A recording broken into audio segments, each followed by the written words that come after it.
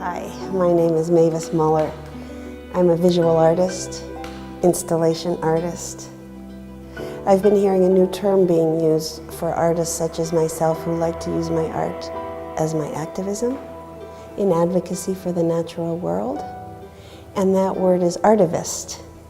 It's sort of a combination between art and activist.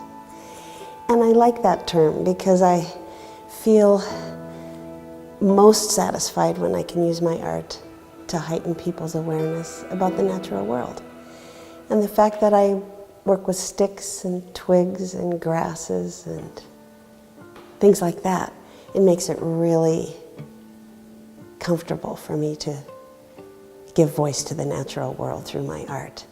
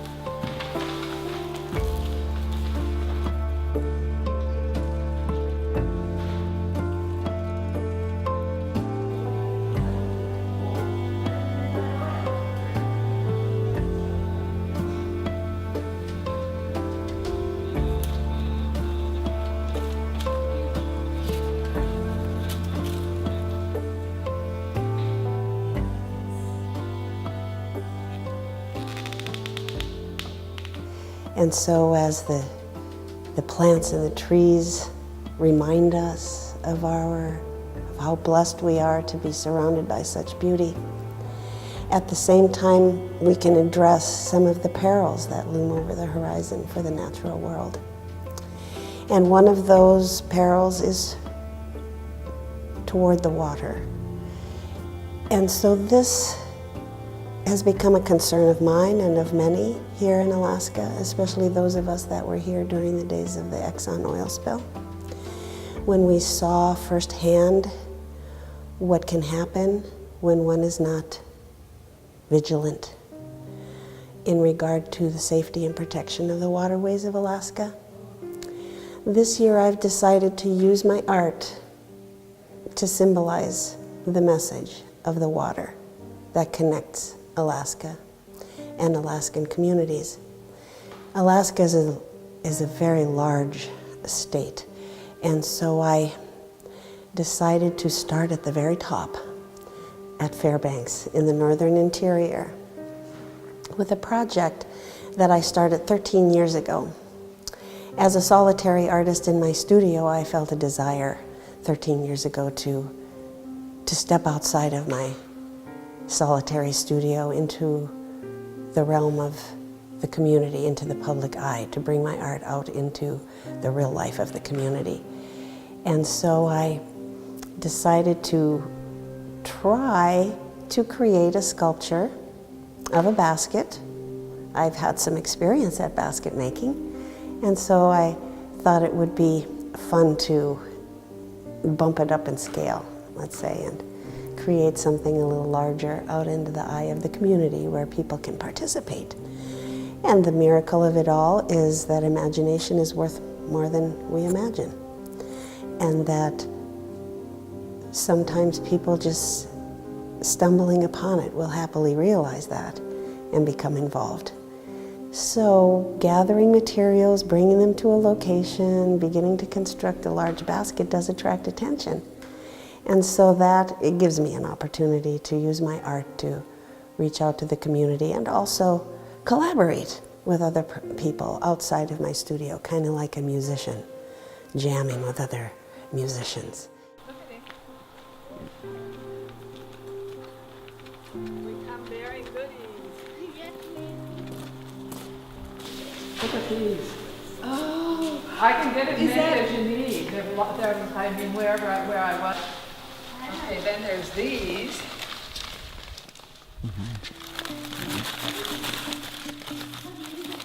How about that?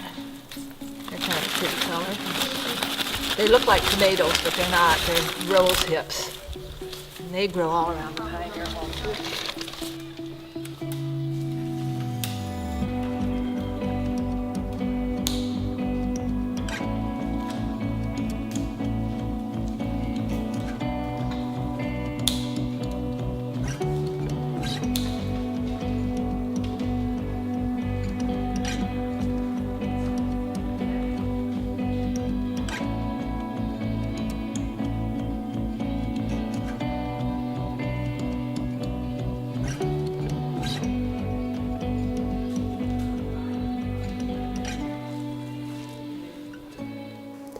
Now, this particular project of large outdoor sculptures does have an ending that is dramatic. They are each ignited and burned as a celebration of our creativity and imagination. And I've done now 35 burning basket enactments in the world, and there's a different story with each one, and I'm realizing that there's power in a good story. And so the story, as it has been for me over the course of the last few months with this project, is water and connecting communities.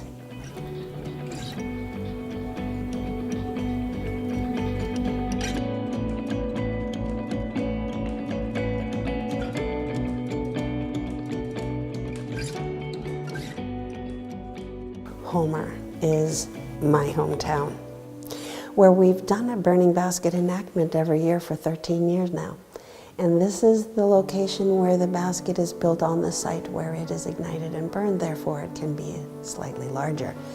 And so typically the basket created there is between 15 and 20 feet high, maybe 10 feet wide, as opposed to some of the others that I've been doing in these communities, which average in size from 6 feet tall to 4 or 5 feet wide.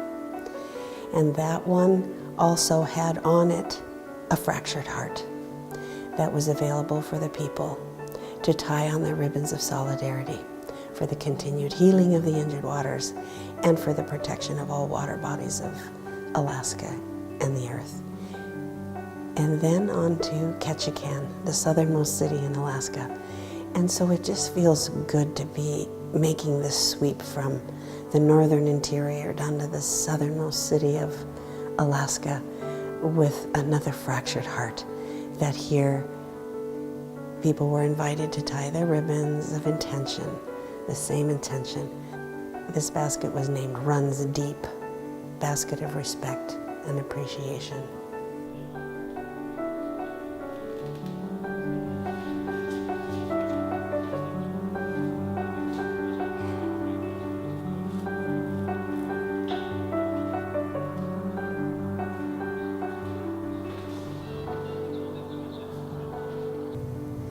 And so now I've made the sweep from the northern interior down to the southernmost city of Alaska to celebrate the watersheds.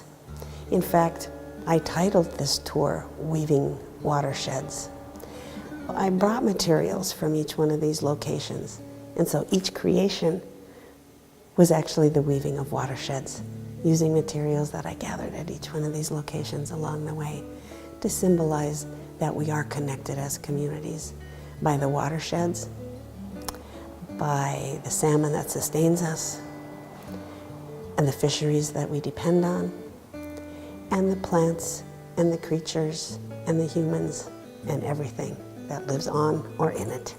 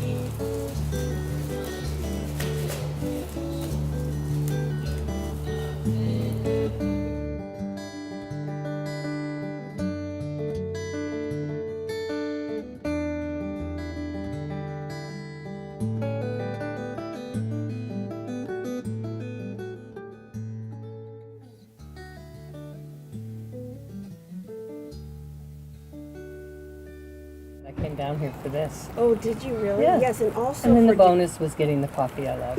yeah. But also you can Always be a mindful bonus. of in memory of people. You can tie more than one. Tie one for the sails. Those on the water. Nice. It's beautiful. Thank you. Wow, it's beautiful. I love this idea. And I love the rose hips. Oh la la! I know. And I was just saying that Isn't you that brought the something? morning glory vines. I'll be right back. Oh, that's the base. Oh, Yeah. isn't that cool? Oh, it's gonna be a great fire.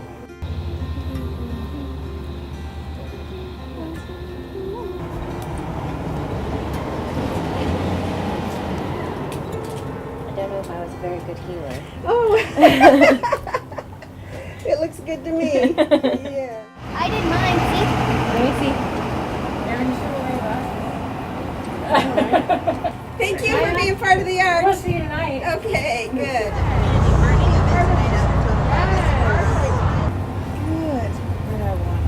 Where do you want it to go? And what not to tie? Come on, Sam, what knot are we going to tie? Would you like to pick out your ribbon?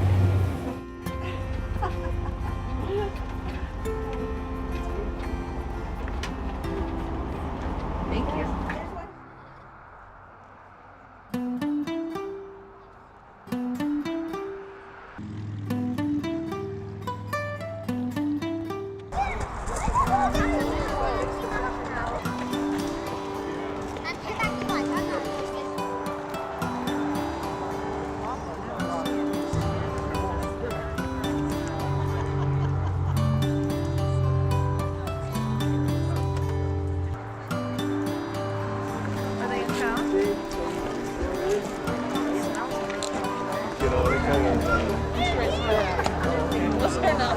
They play a role out there. They can.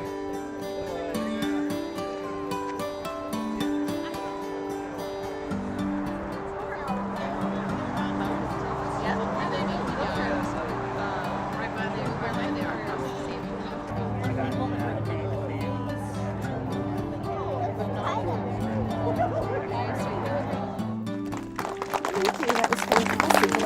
do that later. So here at Ketchikan, we're blessed with a lot of fantastic parks and public spaces.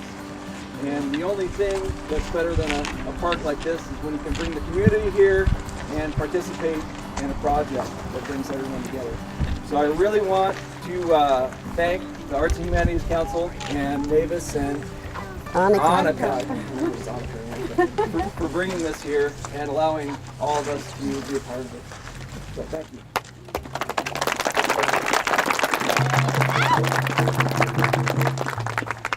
I'm going to speak a few words on behalf of Annika and myself. I would like to say also thank you to you for coming tonight, and for the Ketchikan Area Arts and Humanities Council for providing this opportunity for me, for Annika, and for all of us.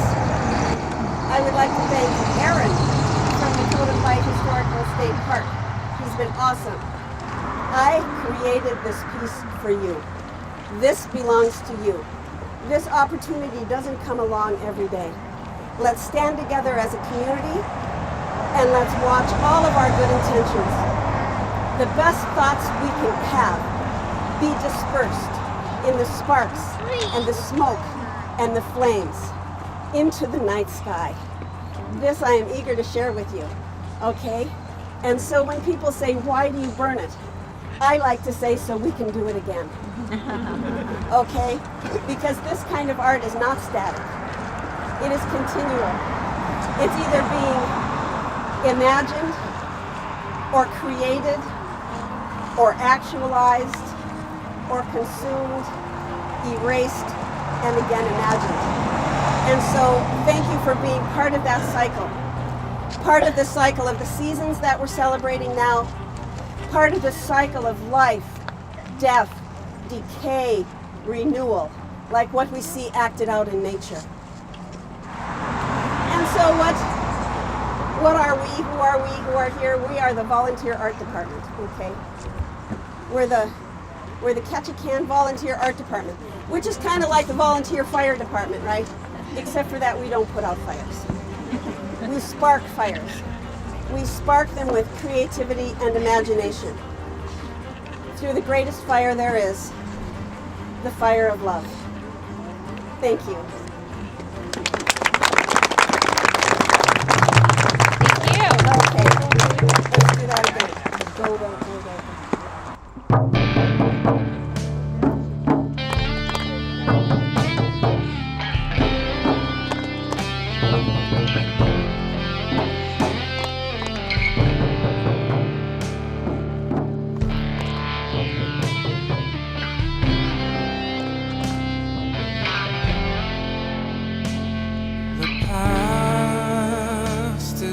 About to catch up with the future. Pain is the lag of the unspoken truth here. The last one to shout, call from the rooftops. Lost in the names, lost in the prudence, and the world does as the world does, though there's nothing else. They're all looking God-fearing folk, praying for kingdom come. It is as it does, as below, so above. All that was waiting, all that was hidden. The bar is so high now, no one can hit it. And if I'm lonely,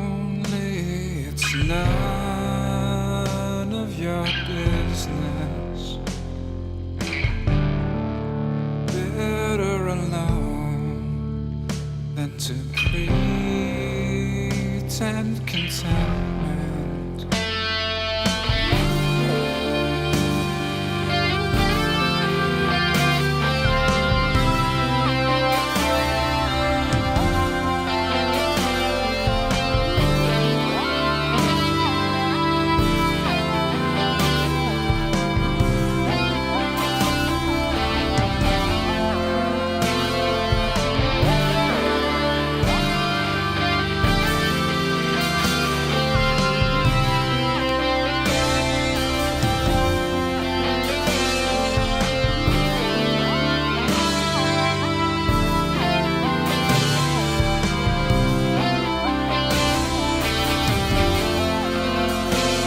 The sun has decided. Explosions, explosions. You do it on purpose. You don't even notice the castles of sand melt into the ocean, building of things that are beautiful, broken, and the world does as the world does. No, there's nothing else. They're all looking for love. God-fearing folk, praying for kingdom come. It is as it does, as below, so above.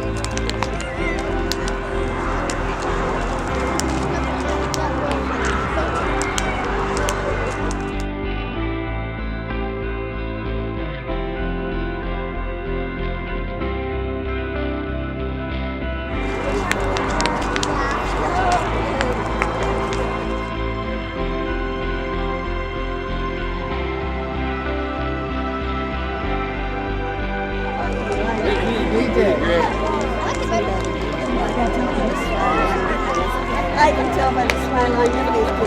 Let me ask you, did you have a good year?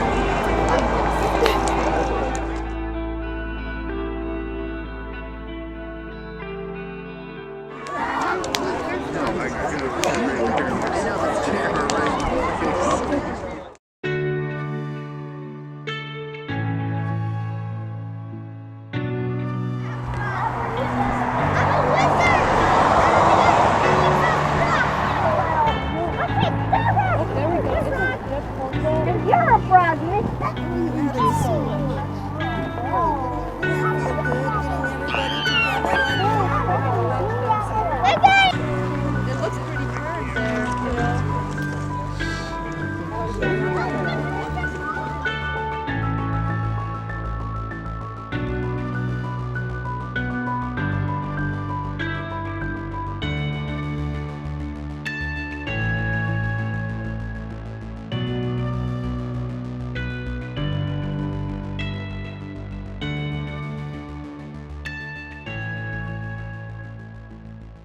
I'm asked often, why do you burn it?